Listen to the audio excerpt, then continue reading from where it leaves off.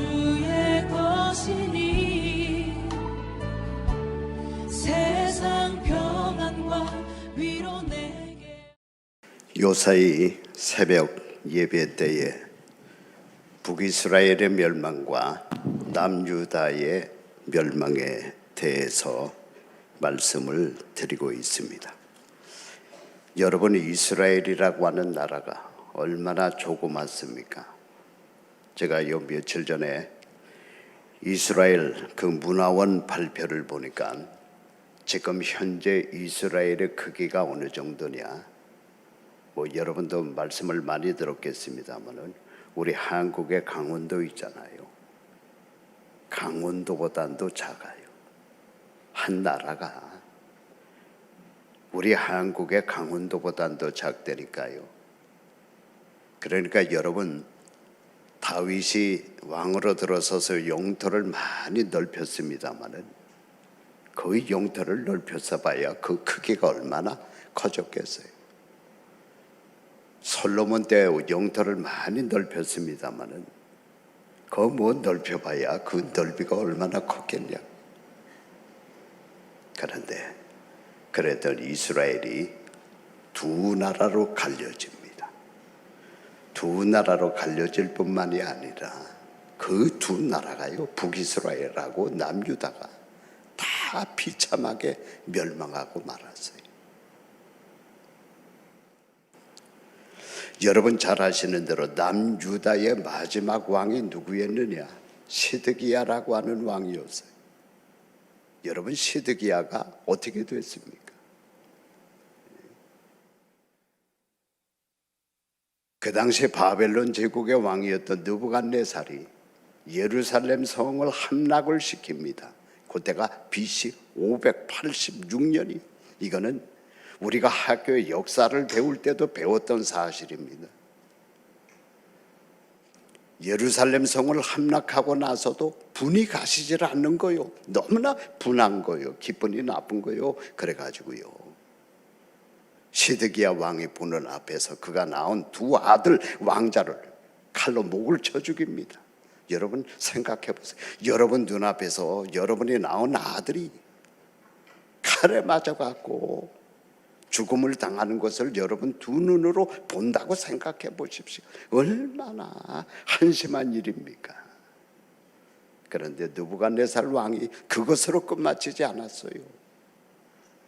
그 다음에는 시드기야의 두 눈을 뽑았어요. 두 눈을 뽑고는 두 눈이 뽑힌 왕의 두 발과 두 이 손을 쇠사슬로 묶습니다. 묶어갖고 그 이스라엘에서 바벨론이 얼마나 멉니까? 거기까지 포로로 끌고 가는 거예요. 그때 역사와 또 성경 말씀을 보면은요, 수많은 사람들이 포로로 끌려갑니다. 정치인들, 고관대작들, 수많은 사람들이 바벨론 동으로 포로로 끌려갔고요. 그리고는 그 바벨론 땅에서 70년 동안 짐승과 같은 노예 생활을 했어요. 그 흔적이 여러분 시편에 보면 여러 곳에 등장하고 있어요. 그렇게 남유다나 북이스라엘이나 할 것 없이 전부 다 비참하게 멸망해버리고 말았어요. 그렇다면 그 조그만 나라가 왜 둘로 갈리었고, 둘로 갈린 나라가 다 왜 그렇게 비참하게 멸망해버리고 말았습니까? 성경에 뭐라고 얘기합니까? 우상숭배 때문에. 우상숭배.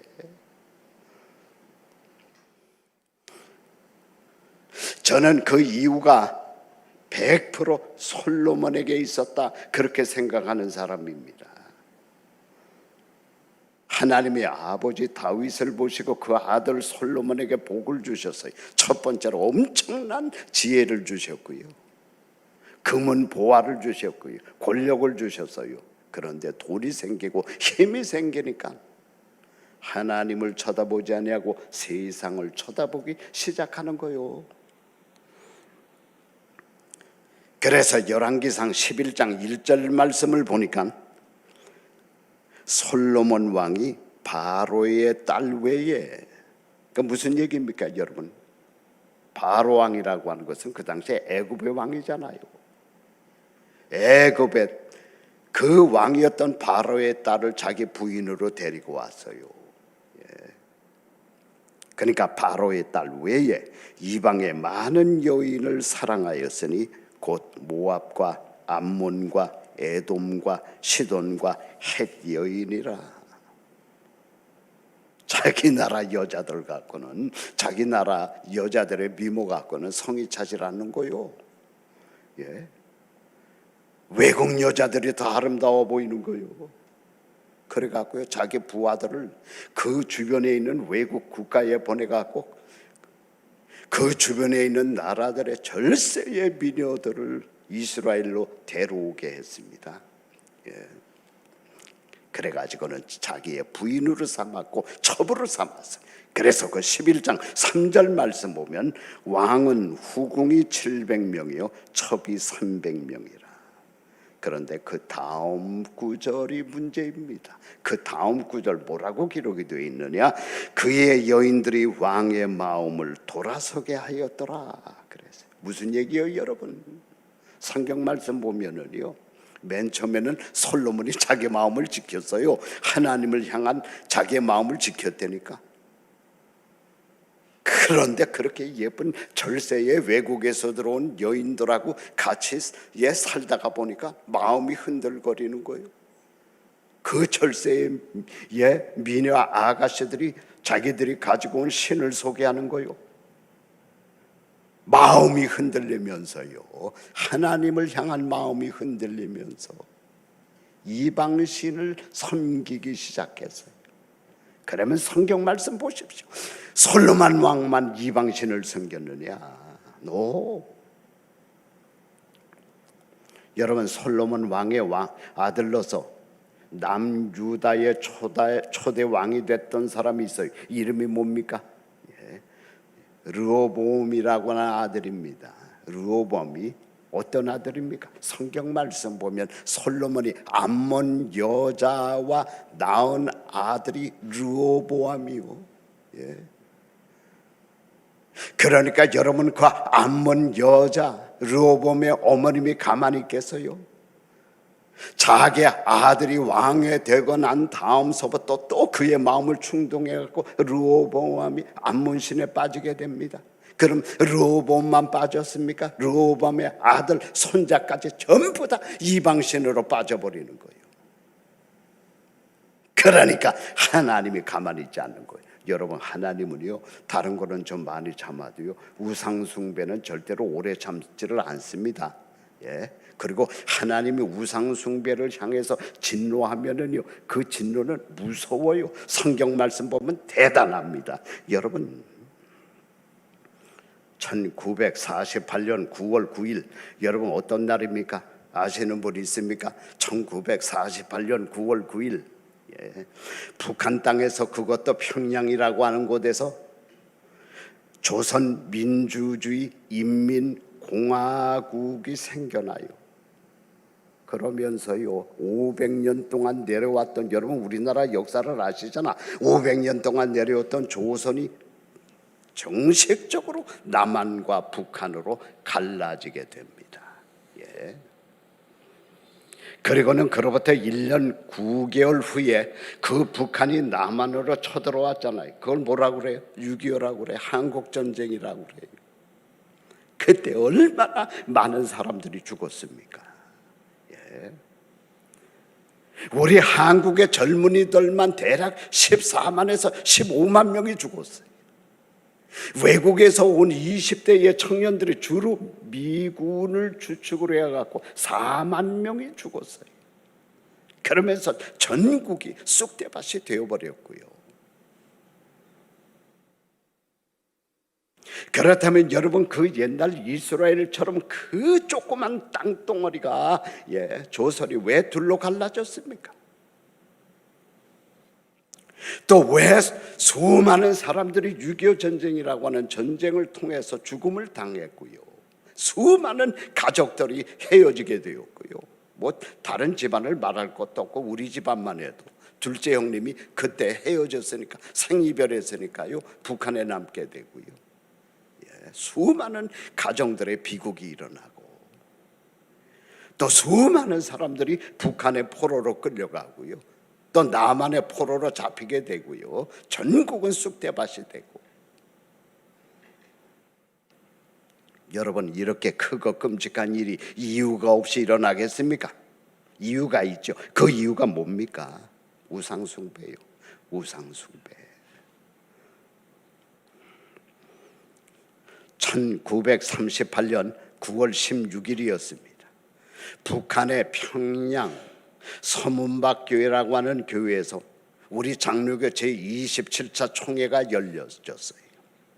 그런데 9월 16일 날 바로 그날 북한의 평양에서 신사참배가 가결이 되어집니다.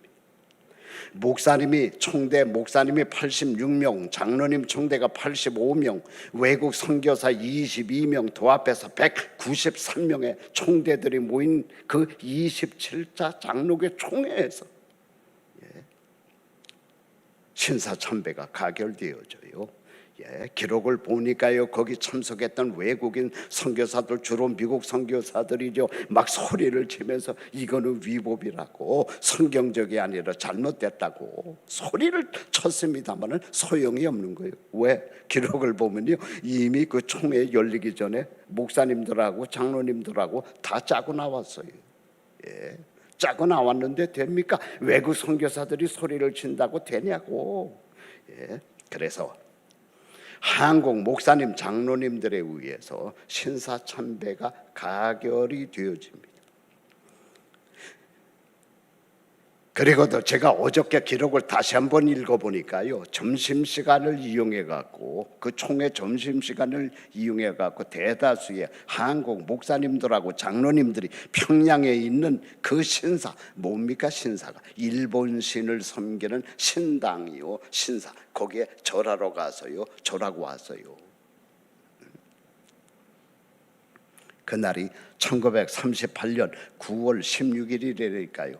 근데 그날로부터 정확하게 10년 후 1948년 9월 9일, 뭐 며칠 차이가 납니다만은 정확하게 10년 후, 그것도 9월 달, 그것도 북한에, 그것도 평양에서 공산당이 생겨납니다.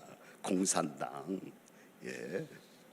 뭐 여러분, 이 남유다에 일어났던 성경의 사건하고 비교해 보니까 얼마나 비슷한지요. 공산당이 생겨나면서 1년 9개월 만에 남한으로 쳐들어내와서 수많은 사람들이 죽음을 당하고 헤어지게 되고 포로로 끌려가고 전국은 쑥대밭이 되고, 누가 뭐래도 우상숭배 때문에. 그러니까 여러분, 우상숭배라고 하는 것은 이렇게 무서운 거요. 그런데 신약으로 넘어오면서 예수님이 구약의 대표적인 우상인 바알신과 아세라신, 또 아까 말씀드린 뭐 일본 신보단도 더 무서운 우상 하나를 말씀하셨어요. 눈에 보이는 이런 뭐 바알신, 아사레신, 뭐 일본신 이런 것보다 비교가 되지 않는 더 무서운 하나님을 대적할 만한 우상이 앞으로 생겨난다는 거요. 그것을 오늘 본문 말씀에서 말씀하셨어요. 그게 뭡니까, 여러분? 오늘 본문 말씀 다시 한번 읽어드릴게요. 한 사람이 두 주인을 섬기지 못할 것이니, 여기서 섬긴다는 뜻은 숭배한다는 뜻이 들어있어요. 한 사람이 두 주인을 숭배 못한다는 거예요. 혹 이를 미워하고 저를 사랑하거나 혹 이를 중히 여기고 저를 경히 여김이라. 너희가 하나님과, 그리고 그 다음 구절에요, 하나님을 대신할 수도 있는 우상 하나를 말씀하셨어요. 그게 뭡니까? 그 다음 보니까 재물을 겸하여 섬기지 못하느니라고 그랬어요. 재물, 뭐요? 물질, 아주 쉽게 말할게, 돈이요. 앞으로 하나님 자리를 위협할 수 있는 우상은 눈에 보였던 그런 뭐 바알, 아세라, 일본신 그런 것이 아니라는 거예요. 물질, 돈이라는 거예요. 예. 자, 그렇다면 여러분 오늘 본문 24절을 보면서 여러분 자신에게 한번 대답을 해보세요. 여러분 하나님을 더 사랑해요? 물질을 더 사랑해요? 하나님을 더 중히 여겨요? 물질을 더 중히 여겨요? 다른 사람에게 말하지 말고요. 예. 여러분 스스로 여러분 자신에게 얘기해 보세요. 하나님을 더 중히 여깁니까? 물질을 더 중히 여깁니까? 하나님을 더 사랑합니까? 물질을 더 사랑합니까? 돈을 더 중히 여긴다면 이미 여러분 자신에게는 물질과 돈이 우상이 된 거요. 우상이라는 게 다른 거 아닙니다. 하나님보다 더 사랑하고 하나님보다 더 생각하고 있는 것이 있다면 그게 우상이에요. 오늘날 수많은 사람들이 교회는 왔다 갔다 하지만은 그 마음속을 들여다보면은요, 하나님보다 돈을 더 중히 여겨요. 돈을 더 사랑해요. 다 그런 것은 아니지만 그런 분들이 많아요. 그래서요, 많은 사람들이 물질 때문에 하나님의 일을 제대로 못합니다. 많은 사람들이 물질 때문에 주의를 제대로 지키지 못하고요. 많은 사람들이 물질 때문에 교회 직분을 제대로 감당하지 못해요. 예. 자, 그렇다면 물질에 대해서는 뭘 도대체 어떻게 해야 되느냐? 여러분 당장 다음 달에 렌트 내려면 돈 필요하잖아. 물질이 있어야 되잖아. 어저께 우리 아들이 한아름을 가보니까 오늘 눈 온다고 1마일을 줄을 서 있더래요. 예, 먹을 거 사가려고. 여러분 뭐 라면이라도 쌀이라도 가서 사오려면 돈 필요하잖아. 물질이 있어야 되잖아요. 자동차 사고 그거를 굴리고 다니려면 여러분 돈 필요하죠. 물질 필요한 곳이 돈 필요한 곳이 한두 곳입니까? 자, 그렇다면 물질에 대해서는 뭘 도대체 어떻게 해야 되느냐? 아주 예수님이 오늘 본문 말씀을 통해서 아주 확실하게 몇 가지를 말씀을 하셨어요. 이렇게 살아야 된다는 거예요. 물질에 대해서는 너희들이 이렇게 살지 않으면 안 된다는 겁니다. 첫 번째로 뭡니까? 예, 첫 번째로 오늘 본문 말씀이니까 절대로 물질을 가지고는 염려하면 안 된대요. 25절이죠. 무엇을 먹을까, 무엇을 마실까, 무엇을 입을까 염려하지 말라. 주님이 말씀하셨어요. 28절 말씀 보니까 어찌 의복을 위하여 염려하느냐. 31절 말씀 보니까 그러므로 염려하여 이르기를. 34절 말씀 보니까 너희는 내일 일을 염려하지 말아라. 수많은 것에 물질에 대해서 주님이 말씀하신 것은 염려하지 말라는 거예요. 근심하지 말라는 거예요. 두려워하면 안 된다는 거예요. 여러분 이게 아이러니한 얘기입니다. 우리들은 보통 물질의 문제가 다가오면은 머리를 가지고 고민하잖아요. 신경을 쓰잖아요. 계획을 세우잖아요. 그렇게 하는 것이 당연한 것으로 생각합니다. 그러나 주님은 그렇게 하면 안 된다는 겁니다. 물질의 문제가 다가올 때 염려하면 안 된다는 거예요. 근심하면 안 된다는 겁니다. 두려워하면 안 된다는 겁니다. 그 이유를 예수님은 32절에 두 가지를 말씀하셨어요. 그 32절 말씀 보니까 첫 번째 이유가 뭐냐? 거기 보니까 이는 다 이방인들이 구하는 것이라. 그러니까 물질을 가지고 고민하고 근심하고 두려워하는 것은 이방인들이 누구요? 하나님을 섬기지 않는 사람들, 예수를 믿지 않는 이방인들이 그런 것을 가지고 고민하고 근심하는 거지, 두려워하는 거지. 하나님을 믿는 사람들은 그런 것 갖고 두려워하면 안 된다, 근심하면 안 된다는 거예요. 두 번째로 더 중요한 이유가 그 다음 구절에 나옵니다. 거기 보니까 너희 하늘 아버지께서 이 모든 것이 너희에게 있어야 할 줄을 아시느니라. 하나님이 다 알고 계신데 우리가 우리의 물질의 문제를 알고 있는 것보다 저분이 하나님이 더 세밀하게 알고 계신다는 거예요. 그러니까 염려하지 말라는 겁니다. 근심하지 말라는 겁니다. 두려워하지 말라는 겁니다. 사랑하는 여러분, 예수님이 이렇게까지 말씀을 하셨는데 계속해서 물질에 대해서 근심하고 염려하고 두려워한다면은 그것은 여러분 잘못입니다. 여러분 책임이요. 그렇게 되면 하나님이 역사하지 않아요. 하나님은요, 믿음이 없는 자에게 역사하지 않습니다. 믿음이 있을 때 하나님의 이 말씀이 나에게 적용이 되어지지요.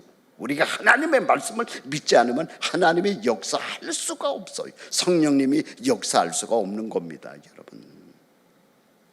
그리고 나서 예수님이 가장 중요한 결론 한 가지를 말씀하셨어요. 33절 말씀이죠. 너희들은 물질 갖고 염려하지 말고 먼저 나와 나의 나라를 구하라. 그리하면 물질 문제 내가 알아서 처리하겠다는 겁니다. 물질 문제 내가 알아서 해결하겠다는 겁니다.